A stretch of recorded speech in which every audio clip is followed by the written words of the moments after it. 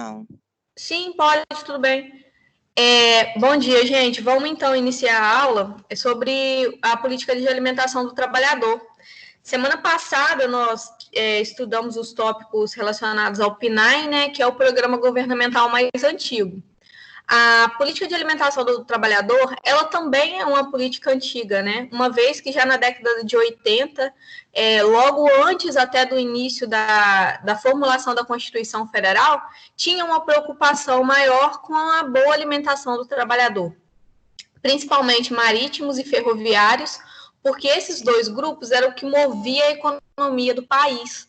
Então, se preocupava, né, o INPS, o INAMPS, em fornecer uma boa política de saúde, que inclui, né, consequentemente, alimentação, para o grupo de trabalhadores marítimos e ferroviários, para que a economia girasse, ou seja, que a gente tivesse uma força de trabalho ótima, que não gerasse danos também para esse trabalhador em termos de saúde. Algo que a política de alimentação do trabalhador bate muito, que vocês vão ver até agora, é melhoria da força de trabalho, ou seja, melhor produtividade no trabalho.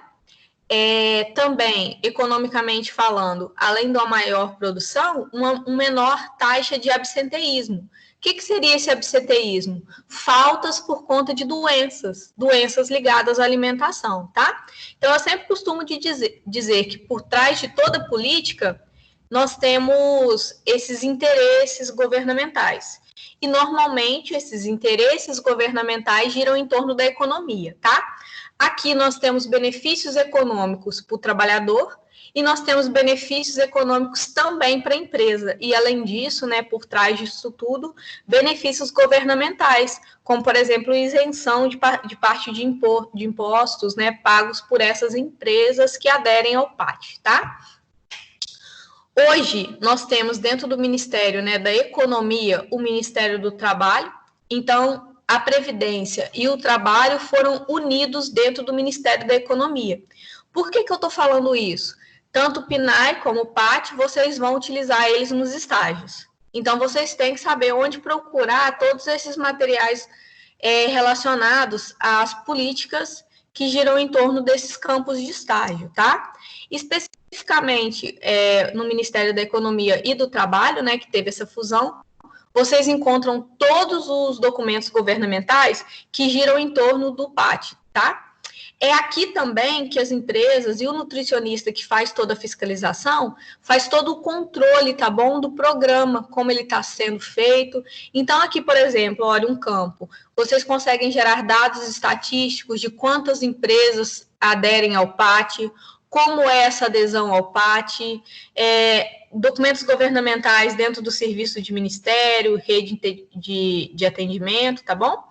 E aqui também tem um campo exclusivo para a nutricionista estar alimentando, né? E as empresas estarem alimentando esses dados estatísticos, porque a gente consegue verificar, né? Como que está funcionando o programa, qual é a relação de benefício entre as empresas e o programa, se é dado, por exemplo, cartão refeição ao invés de vale alimentação, ou se é fornecido alimento no local da empresa, que são diferentes formas de benefício, tá? Aí é que vocês conseguem. Se vocês estiverem numa determinada empresa, vamos lá, Gedal, aí vocês entram aqui, digitam o nome da empresa e mostra nessa empresa qual é a forma de adesão ao PAT. Vale refeição, vale alimentação, refeições fornecidas pela empresa, tá bom? Cesta básica. Então, são todas formas de benefícios que podem ser feitos. Isso aqui é importante já para vocês entenderem o que eu estou falando, né? Hoje, Previdência, Trabalho e Economia andam juntos no mesmo ministério, tá? A Organização Mundial da Saúde, então, considera que as empresas elas podem fornecer alimentação coletiva, né, como protagonistas aí importantes de todo esse trabalho de promoção de alimentação saudável. O Programa de Alimentação do Trabalhador é um programa que hoje, dentro do Ministério do Trabalho e do Emprego, visa, então, oferecer refeição de qualidade ou oferecer um maior acesso a alimentos de qualidade para esse trabalhador. sempre em busca, né, dessa palavra-chave, promoção de saúde e promoção de alimentação saudável. Aqui incluindo, então, a garantia do direito humano à alimentação adequada e também, né, a segurança alimentar e nutricional. Também, quando é fornecido, então, cestas básicas, aspectos relacionados à soberania alimentar, assim como quando é oferecido em restaurante, né, a refeição. Ou seja, soberania alimentar no que diz respeito a estar oferecendo uma alimentação culturalmente aceita, acessível e também que tenha boas características, né, organolépticas aí, para estar tendo boa aceitação por esses trabalhadores. O programa, então, de alimentação do trabalhador, ele foi criado em 76, como eu falei para vocês, esse início aí com alguns grupos apenas de trabalho que eram beneficiados, mais especificamente marítimos, ferroviários, tá? Que era a força de trabalho maior no nosso país. E esse programa foi evoluindo, né? Um novo decreto de 1991, que é o decreto número 5, dentro dessa lei 6.321, regulamentou, então, outros trabalhadores beneficiados. Especificamente hoje, nós temos que tanto grandes quanto pequenas empresas aderem ao PAT, tá? O objetivo, então, dessa adesão é contribuir para uma melhoria, né, das condições nutricionais dos trabalhadores, mais especificamente trabalhadores de baixa renda, para promover a saúde, promover uma alimentação saudável e diminuir casos de doenças relacionadas à alimentação e nutrição. Tanto doenças do trabalho, tá? Doenças laborais, como também doenças crônicas não transmissíveis, ou também doenças transmissíveis relacionadas à alimentação, tá bom? Então, esse objetivo aqui é importante para a gente entender o benefício gerado pelo esse aspecto nutricional adequado de oferecer refeições, tá? Eu não quero, a grosso modo, que esse trabalhador fique doente, que ele falte ao trabalho e que ele deixe de produzir ou também ele tenha prejuízos relacionados à saúde, tá? O PAT, então, ele prioriza o atendimento a trabalhadores de baixa renda, mas lembrando, né, que ele é estruturado pelo governo, pela empresa e também pelo trabalhador. Então, todos os trabalhadores onde há interesse da empresa estar aderindo ao PAT, eles são beneficiados, independente se tem baixa renda ou não. Mas nós sabemos que é um auxílio destinado, né, como complemento de renda àqueles trabalhadores que ganham pouco, tá? Essa é a prioridade. Porém, não pode deixar de estar relacionando que outros trabalhadores também são beneficiados de diferentes formas, né? Mas tem um benefício maior ou menor, tá? Qual, então, é o papel do nutricionista dentro do programa? O nutricionista, ele é o responsável técnico, assim como ele é o responsável técnico dentro do PNAE. Então, nós somos, né, o profissional habilitado para ter compromisso com a correta execução do programa dentro das empresas, tá? Além disso, o nutricionista trabalha com esse objetivo central de promover a alimentação saudável e adequada, e além disso, né, gente, trabalha também com a prevenção da ocorrência de doenças. O nutricionista faz esclarecimentos quanto a questões operacionais relacionados ao acesso ao pátio, ao registro de tudo que é feito dentro do pátio, como, por exemplo, os cardápios que são oferecidos dentro dos restaurantes, tá? E também ele faz toda a realização de responsabilidade técnica do programa. Aqui nós vamos ver que as refeições têm que ter quantidades corretas de proteína, carboidrato, lipídio, sódio. Então, através do fornecimento dos cardápios, que tem que ser registrados, tá? É comprovado tudo isso. Além disso, dados de saúde dos trabalhadores, que normalmente é feito chamadas nutricionais, é colocado que a saúde desses trabalhadores está sendo acompanhada também, junto com a implantação do programa, tá? A realização das atividades, então, é feita por conta dessas portarias e dessas resoluções. Essas aqui são as principais e são as mais atuais, tá? Então, eu chamo a atenção de vocês para elas. Para realizar atividades de responsabilidade técnica, os parâmetros nutricionais das refeições são colocados e estabelecidos pela Portaria 66 de 2006 e pela Portaria 193 de 2006. Então, todos os parâmetros nutricionais das refeições, tudo que deve ser seguido, tá? Para estar realizando uma refeição de qualidade, em quantidade adequada para aquele campo de trabalho, essa portaria coloca, nós vamos ver agora quais são essas quantidades. E o CFN fala um pouco da responsabilidade técnica, né, que é através dessa resolução 380 de 2005. Quantos nutricionistas devem ter de acordo com o tamanho da empresa e de acordo com o número de funcionários? Quais as atividades que podem ou não ser feitas pelo nutricionista é falado nessa resolução 380.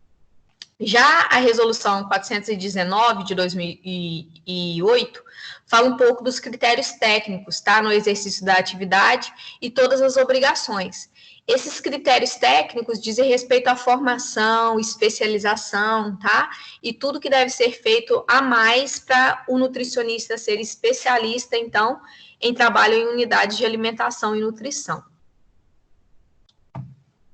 O aumento da produtividade do serviço, né, a promoção da educação alimentar e também divulgação de conceitos relacionados à alimentação, além do fortalecimento das redes de produção, abastecimento e processamento de alimentos, são alguns dos objetivos que são realizados por esse responsável técnico. Então, nós, nutricionistas, nós nos preocupamos também com a qualidade dos serviços prestados por esse trabalhador, porque esse é o indicador que ele está com a nutrição adequada, tá? É um retorno, é um feedback para a empresa. Então, a empresa pode, sim, cobrar do nutricionista. Olha, esse mês eu tive uma redução de força de trabalho. Será que a proteína, que eu sei que é importante, né, para a geração de massa muscular e, consequentemente, força, está adequado no trabalho? Dá para a gente, adequado nas refeições? Dá para eu fazer um parâmetro aí de correlação? Então, nós também somos cobrados nesse sentido, tá? Atividades de educação, elas são feitas a todo momento. No que diz respeito ao desperdício dos alimentos oferecidos, a gente sabe, né, que trabalhadores braçais, por exemplo, eles não têm uma boa aceitação de vegetais, frutas, verduras, legumes, porque o que eles têm preferência mesmo, por questões energéticas, são fontes de carboidrato, tá? E, além disso, fontes de proteína. Nesse sentido, então, numa one dessa, que são trabalhadores braçais, né? Eu tenho que estar promovendo atividades de educação para melhorar aspectos nutricionais das refeições, né? Então, eu tenho que garantir que esse público, ele se conscientize do estilo de vida saudável. Então, cartazes, atividades em grupo, tá? Palestras, normalmente são eventos feitos dentro da UAM para promover melhor a aceitação das refeições oferecidas. Normalmente, proteína, ela é porcionada, tá? Por conta disso, que eles querem comer muito, né? Então, tem que ser um alimento porcionado. Além disso, esse último ponto aqui, a nutricionista tem um aspecto parecido, né, com a nutricionista do PNAE, no que diz respeito a promover, né, uma refeição que seja culturalmente mais aceita e seja fornecida por produtores locais. Então, essa rede de produção local de alimentos é uma busca técnica, né, por tentar que ela seja fortalecida no que diz respeito a comprar alimentos produzidos por famílias, né, famílias, então, produtoras de alimentos locais, alimentos orgânicos, tá? Tudo entra aqui nesse último ponto de fortalecimento. Aqui, então, a gente já vai falar da portaria 66 e também da 193, que são as portarias que falam dos parâmetros nutricionais. Alguma dúvida até agora, gente? Não, tranquilo. Pode seguir? Como eu falei, essa é uma das portarias mais importantes no que diz respeito à quantidade, né, dos nutrientes que devem ser oferecidos. Lembrando aí que a alimentação saudável do trabalhador entra dentro do parâmetro do direito humano à alimentação saudável, né? Dentro de um padrão alimentar adequado às necessidades biológicas, fisiológicas, sociais também dos indivíduos, tá?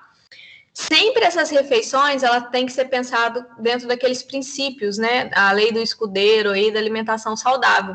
Então, variedade, moderação, equilíbrio, sempre é colocado como ênfase dentro de uma alimentação saudável e culturalmente aceita, né? Respeitando aspectos regionais, sociais, socioeconômicos, culturais também. Então, nesse sentido, gente, a alimentação saudável do trabalhador, ela acaba acompanhando, né, os princípios da segurança alimentar e nutricional, da soberania alimentar, que tem como base o direito humano à alimentação adequada dentro da Constituição Federal, né? Isso aqui vocês têm que saber, tá? É algo super importante dentro do estágio e também para vocês estarem fiscalizando e adequando os cardápios aí. Aqui, à minha direita, né, direita da tela de vocês, vocês veem que tem um exemplo de como é dividido o prato desse trabalhador, tá? Fruta, carboidrato, proteína animal e vegetal, e legumes e verduras. E aqui nessa tabela tem os valores diários que devem ser fornecidos, tá? A base do cálculo é 2.000 quilocalorias, mas dentro do PAT eu tenho que fazer também a avaliação dos trabalhadores. Se eu faço a avaliação do trabalhador, calculo que o valor energético básico não é esse, ele é a mais, esses valores aqui, eles têm que ser calculados em torno do que é calculado como média do meu público, tá? Então, pode ser 2.500, 2.300, tá? Quilocalorias. Carboidrato, então, a recomendação 55% a 75% desse valor energético total, proteína de 10 a 15, gordura total 15 a 30, saturada menor que 10, fibra maior que 25 e sódio menor ou igual a 2.400, tá? Então, esses aqui são os valores estipulados dentro desse plano alimentar. A distribuição, então, do valor calórico aqui é por refeição. Então, é separado grandes refeições e pequenas refeições. O que é considerado grande refeição dentro do PAT? Almoço, jantar e ceia. Por que ceia? Porque eu penso principalmente naqueles trabalhadores de período noturno, tá? Que a gente sabe que tem empresas, né? Como, por exemplo, Cacique, né? Que fica dia e noite funcionando. Então, a ceia para eles é uma grande refeição, tá? E pequenas refeições ou lanches intermediários aí, que seria o desjejum, lanche da tarde, né? Ou lanche da noite aí. A grande refeição de 600 a 800 quilocalorias, né, podendo ter um acréscimo de 20% nesse valor, de acordo com o nosso cálculo, mas só que deve perfazer 30% a 40% do valor calórico total do dia, tá? Se eu tenho, então, período integral de trabalho, almoço e jantar, e eu calculo com base em 40%, eu já tenho 80% do dia fornecido almoço e jantar do valor calórico total. Então, só vai me sobrar aí 20% para eu estar fazendo um lanche intermediário nesse meio tempo, tá? O desjejum e o lanche gira em torno de 300 a 400 quilocalorias, exatamente a metade, né, do que seria uma grande refeição, 15 a 20% do valor calórico total, tá? Isso aí é teoria, gente, não tem como fugir, tem que gravar mesmo, tá? A distribuição dos macronutrientes, e aqui, gente, dada importância a fibra e sódio, por conta, né, de dislipidemias, hipertensão, então a associação com essas doenças crônicas, principalmente doenças cardiovasculares, né, que são as doenças que mais acometem esses trabalhadores.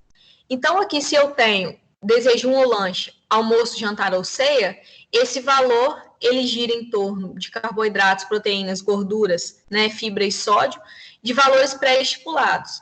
Carboidrato, proteína, gordura total e saturada não diferencia se é desjejum ou lanche ou se é almoço, jantar e ceia. O que vai diferenciar é a quantidade de gramas de fibra, que é 4 a 5 gramas em desjejum ou lanche, e almoço, jantar e ceia, 7 a 10 gramas nessas refeições.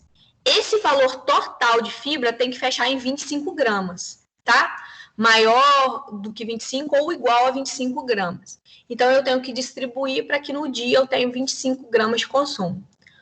O sódio, nas pequenas refeições, 360 a 480 miligramas, e no almoço, jantar e ceia, 720 a 960. Quando eu fechar o cardápio do dia, o sódio ele deve perfazer 2.400 miligramas, tá? Gente, algo que é super importante dentro das proteínas é que dentro desse valor percentual de 15%, eu tenho que ter a proteína disponível, tá? Então, o cálculo do NDP-Cal, ele deve ser realizado para que as refeições forneçam, né, uma distribuição energética de proteína totalmente utilizável, que é o NDP-Cal, de 6 a 10%. Então, eu tenho que calcular NPU, que é o nitrogênio aproveitado, né, por essa proteína, e tenho que calcular o percentual de NDPcal com base nesse NPU, tá? Vocês já viram isso com a Ana, correto?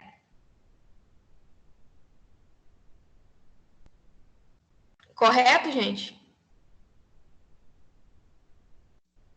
Nas disciplinas de UAN. Nós vimos, sim. Vocês já viram cálculo de NDPcal e NPU? Isso, ótimo. Obrigada, Rosângela. Mas eu deixei aqui só para vocês relembrarem, tá? Que esses 15% aqui é proteína energética, né? Totalmente utilizável. Então, eu tenho que fazer essa correlação. Então, nesse valor de 15%, pelo menos 6 a 10 tem que ser com base nesse NDPcal, tá? Em estabelecimentos que são vinculados ao PAT, também deve conter, então, todo esse aspecto de educação alimentar e nutricional, que faz parte do responsável técnico estar oferecendo essas refeições e estar fazendo esse trabalho conjunto com o público, tá? Todos os cartazes e materiais educativos, eles devem ser disponibilizados, né, junto ao cardápio. Então, eu tenho que esclarecer para esse trabalhador o benefício de estar fazendo aquela refeição, né, tanto quantitativo como qualitativo. E no cardápio deve conter uma porção de fruta, uma porção de verdura e uma porção de legume obrigatoriamente, tá, nas refeições principais, e pelo menos uma porção de fruta nas refeições menores. Nesse sentido aqui, gente, esses cardápios têm essa obrigatoriedade também. Então, eu tenho as obrigações quantitativas, que eu mostrei para vocês aqui nesse quadro, e essa aqui seria uma obrigação qualitativa dentro do aspecto de educação alimentar e nutricional, tá? Lembrando que as atividades educativas normalmente giram em torno de desperdício de alimentos, infelizmente de frutas, verduras e legumes, que é o maior, tá? A educação nutricional desses trabalhadores estimula também a realização de atividade física. Gente, nutricionista, ele estimula, ele não orienta, tá? Mas eu sempre gosto de falar, a gente tem que estimular para aqueles que podem ouvir que devem fazer algum tipo de educação, de aspecto de educação física, ou de atividade física, de exercício físico. Por quê? Não são todos os pacientes e não são todos aqui os trabalhadores que podem estar realizando, nem que sequer que seja uma caminhada. Por quê, gente? Se eles têm danos potenciais cardiovasculares ou têm doenças de base que contraindicam atividade física, se você estimular essa prática, ele pode estar fazendo uma caminhada e estar infartando e ser a sua responsabilidade.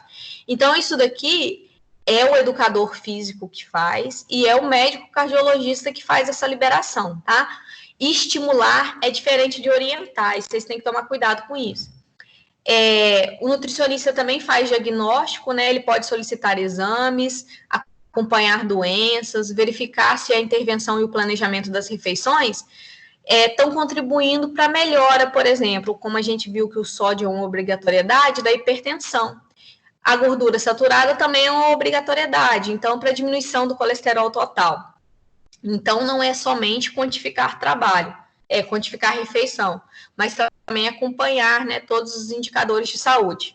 O nutricionista também pode fazer interação, né, com a medicina do trabalho e com outros responsáveis técnicos, o enfermeiro do trabalho, né, nas empresas, para verificar quais as doenças mais prevalentes, se naquele mês, né, teve procura por médico ou procura por enfermeiro por alguma queixa, pode ser até gastrointestinal relacionada ao cardápio, tá? Então, é importante essa comunicação. Além disso, né, todos os exames complementares para avaliar e melhorar a saúde do trabalhador também é feito pelo nutricionista. Acompanha indicadores antropométricos também, essa avaliação clínica, tá? Quais são as limitações, então? Normalmente, a principal limitação é que as empresas não veem o benefício do PAT. E com isso, a promoção de saúde dentro dessa empresa fica de lado. Eles preferem, por exemplo, dar o cartão vale-refeição ou vale-alimentação do que fornecer uma refeição de qualidade e monitorar isso dentro da empresa, tá? Então, nesse sentido, é um entrave muito grande e fica difícil de estar trabalhando com esses aspectos educacionais aí do programa. O tempo também disponibilizado pela empresa para atividade de educação, junto com os trabalhadores, costuma ser pequeno, porque se ele está gastando tempo com atividade de educação, ele não está produzindo, ele não está trabalhando, né? Então, é uma limitação muito grande que nós encontramos. Normalmente, atividades de educação são feitas no horário do almoço, no horário do jantar, no horário do lanche, e tem aquelas chamadas nutricionais junto com a medicina do trabalho, né? Os meios de comunicação adequados, né, normalmente não são disponibilizados para os trabalhadores, então o que eu consigo fazer é um cartaz, é um folder, tá? Mas questões mais chamativas, como, por exemplo, um filme, né? Ou também sei lá, uma atividade de educação para montar algo ou estar produzindo, eu não consigo realizar também por conta do tempo. É muito difícil a adesão dos trabalhadores a esses projetos, porque eles também veem como tempo perdido, né? Deixam a saúde de lado, e ainda é falho a inspeção do governo para ver o cumprimento das obrigatoriedades do PAT, tá? Então, essas limitações fazem com que o programa não seja tão bom, infelizmente.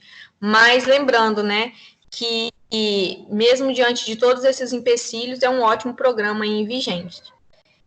As vantagens para a empresa são ótimas, né? São enormes, né? Diminui, então, a assistência médica, diminui o absenteísmo, né? Que é a ausência e a falta no trabalho, diminui o estresse, doenças ocupacionais também, além da prevalência de doenças crônicas, né?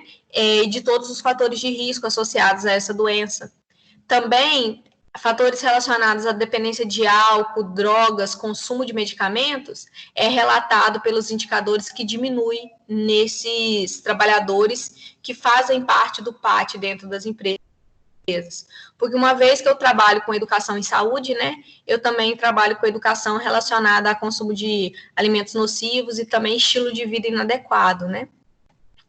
Além disso, gente, o que aumenta, então, para esse trabalhador? Os benefícios são a melhora da qualidade de vida, da capacidade física, além disso, a resistência à fadiga, aquele cansaço, né, associado ao trabalho, e também a resistência a doenças aumenta. Então, esse trabalhador, ele fica, de maneira geral, com a qualidade de vida muito melhor, e sem contar com o número de doenças, né, diminuído ou até mesmo curado, por ter uma refeição de melhor qualidade.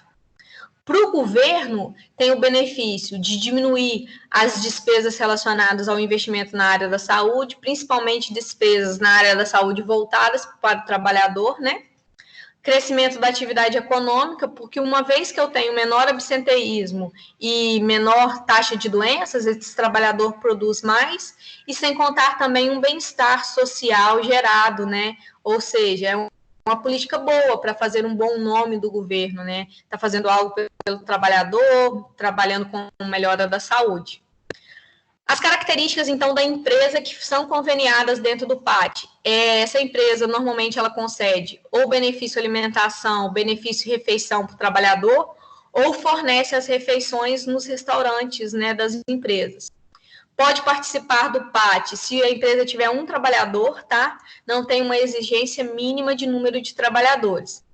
E a adesão ao PAT, hoje, ela é voluntária. Então, ela não é um critério de Estado de obrigação de todas as empresas. Parte da consciência dessas empresas terem maior responsabilidade fiscal, social, tá? Porém, a empresa que concede o benefício e não participa do PAT, ou seja, dá o benefício refeição, mas não participa fornecendo as refeições, deve fazer o recolhimento do FGTS e do INSS sobre o valor do benefício concedido ao trabalhador, tá? Esse valor, então, que é recolhido, ele não terá direito a qualquer incentivo fiscal previsto pelo PAT. O que isso quer dizer, gente? Se a empresa ela fornece o benefício de alimentação ou de refeição pelo cartão, mas ela não está vinculada às obrigatoriedades do PAT, ela não tem benefício fiscal, tá? Então, ela não tem um incentivo fiscal. Normalmente, as empresas fazem as duas coisas. Elas dão o benefício e, além disso, elas cumprem todas as obrigatoriedades, porque aí elas têm esse incentivo fiscal, tá? A portaria 61, que eu falei para vocês, que fala um pouco do fornecimento desse benefício, no artigo 9, fala que as empresas que dão cestas básicas de alimentos ou algo similar de fornecimento de alimentos, tem que fornecer esses alimentos devidamente embalados, todos os alimentos devem ser registrados quanto à origem, tá? Como é feito o transporte e também tudo que diz respeito à cadeia, né, de fornecimento dos alimentos deve ser registrado, porque se não cumprir a legislação, não está sendo dentro das prioridades do PAT. Então, aqui, gente, é uma outra fórmula de estar cumprindo, né? Ou a empresa pode fornecer o benefício alimentação, o benefício refeição, que são aqueles vales, né, por cartão, ou pode fornecer cesta de alimentos, tá? Lembrando, para ter benefício fiscal, tem que cumprir as outras obrigações. Pode ser cancelado o registro, né, da empresa se essa empresa deixar de cumprir as obrigações legais, né, de reembolso à rede de estabelecimentos credenciados, ou seja, se não cumprir todas as etapas fiscais de controle. Se essa empresa também deixar de garantir a emissão de documentos que legitimam, né, em todo esse cumprimento legal e também a modalidade que ela está incluída, se é vale-refeição, se é vale-alimentação ou se é cesta básica, então tem que ter toda a comprovação. Quem faz o recolhimento dessa comprovação e junto ao PAT comprova, né? O nutricionista, tá? É o responsável, então, técnico, legal, por estar fazendo tudo isso. Aí aqui eu vou falar de cada um deles, a grosso modo aqui. Aqui é o sistema alimentação convênio, que é a forma de cartão. Cartão refeição ou cartão alimentação. A pessoa jurídica, então, deve obter de cada trabalhador a declaração de recebimento do cartão. Então, todo semestre ou de acordo com as normas de documentação da empresa, esse trabalhador deve assinar um documento falando que está recebendo o cartão, refeição ou alimentação, porque isso é uma forma de estar comprovando que está dentro de uma adesão ao sistema do PAT, tá? O valor benefício deve ser comprovado através de notas fiscais da empresa, tá? E também através de contrato. Por quê? Se eu tenho um benefício X declarado, eu também tenho que comprovar o valor que está sendo repassado pela empresa. Então, as duas formas de comprovação do cartão. Comprovar pela assinatura do trabalhador que ele está recebendo o cartão e comprovar também quanto no cartão ele está recebendo de benefício financeiro, tá?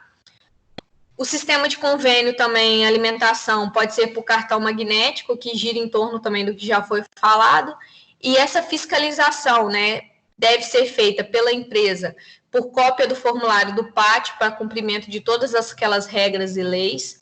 Também deve comprovar a adesão pelos documentos preenchidos dentro do sistema do Ministério do Trabalho que eu mostrei para vocês. Todas as notas fiscais relacionadas ao dinheiro, ao cartão, também têm que ser comprovadas lá dentro do sistema. E contratos firmados com fornecedores, tá? E que fornecem esse cartão. Aqui é a comprovação, né, de todos os documentos que devem ter, porque são fiscalizados. A participação do trabalhador e a validade do programa em cada empresa diz respeito a essa participação financeira, tá? O trabalhador, ele participa com 20% do custo direto do benefício concedido. Ou seja, tem uma dedução daquilo que é pago pelo benefício no salário. Porém, a empresa pode fazer ou não. Aí é um acordo firmado entre trabalhador e empresa. Ou seja, não são todas as empresas que fornecem o benefício sem dar desconto também, tá? Após a efetiva adesão da empresa e do trabalhador também, o prazo, né, para que isso ocorra e continue a ocorrer o benefício do PAT é indeterminado. Não tem a necessidade da empresa recadastrar todo ano as suas normas ao programa. O cadastro ele é único, então a empresa faz o cadastro uma vez e continua fornecendo o benefício, tá? Apenas, então, todo ano tem que fazer um relatório, né, sobre as informações gerais de participação do programa e comprovar, né, a nível de fiscalização, com todos os documentos daquele ano. Então, o acompanhamento de fiscalização, ele é anual, tá? Aqui a gente tem um pouco dos resultados mais atuais do programa. O programa ele tem bons dados no que diz respeito à capacidade física de resistência dos trabalhadores, tem, então, uma redução da incidência e da mortalidade por doenças relacionadas ao trabalho, tem maior integração do trabalhador com a empresa e consequente redução de faltas e de rotatividade, tá? Eu não tenho que substituir esse trabalhador, porque ele tem melhora da saúde, né? E hoje a gente tem adesão de mais de 240 mil empresas, tá? Ou seja, no Brasil são beneficiados mais de 20 milhões de trabalhadores com o PAT, que é um número muito significativo, tá bom? Aqui eu deixei para vocês um artigo, é um artigo de 2013, tá? Vocês podem baixar ele na íntegra para vocês estarem fazendo atividade, que fala um pouco do perfil antropométrico, socioeconômico e de saúde de funcionários assistidos pelo Programa de Alimentação do Trabalhador. Aqui eu não me lembro direito a cidade, mas é de uma empresa, tá? Que faz, então, a adesão a esse projeto.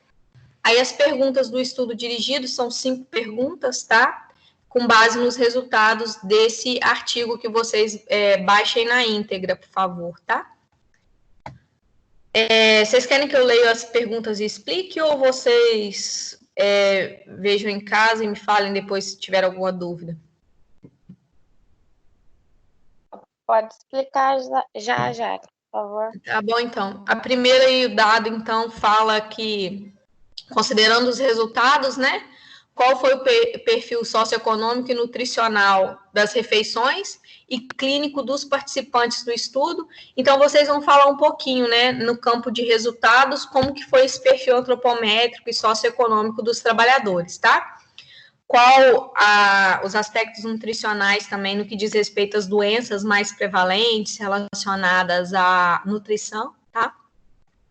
Na 2, considerando todos os objetivos do PAT que nós discutimos na aula, né, benefícios para a empresa e benefícios para o trabalhador, qual a portaria que ressalta, então, essas exigências nutricionais do programa? Então, eu bati bastante nessa portaria, né, que fala de toda a quantidade de carboidrato, proteína, lipídio, tem nos slides e tem no artigo também.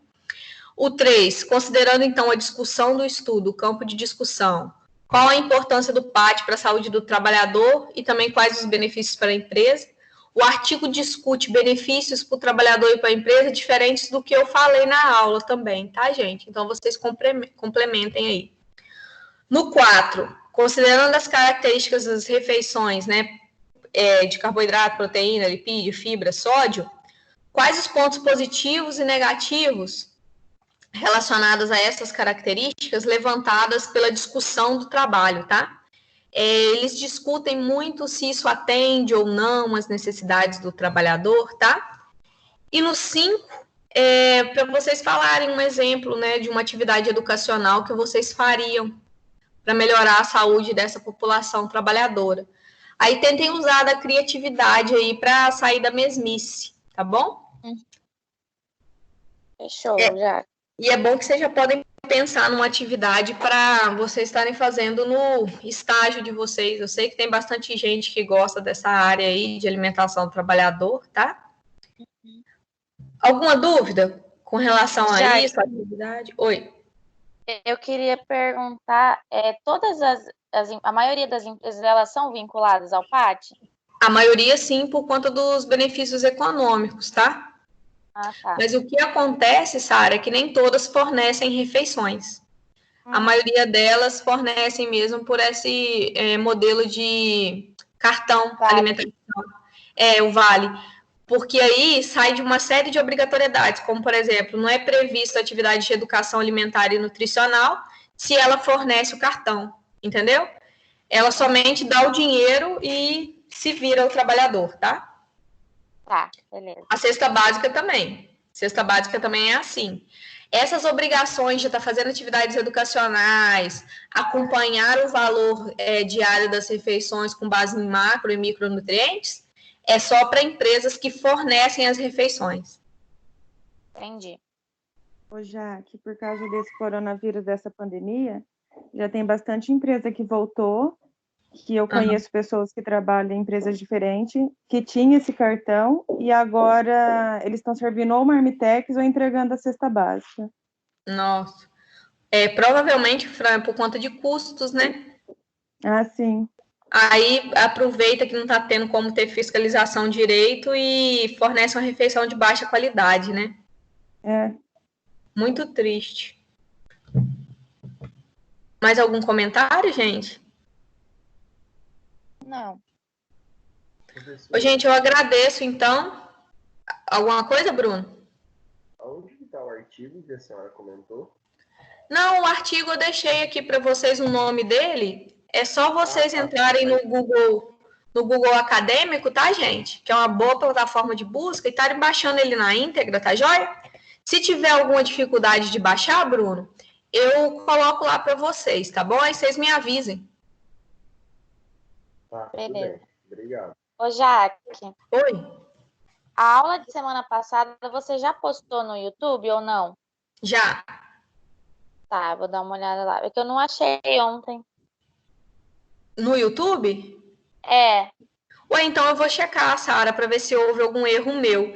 Então é da semana passada, né, que você não achou. As outras você achou? as outras estão, aham.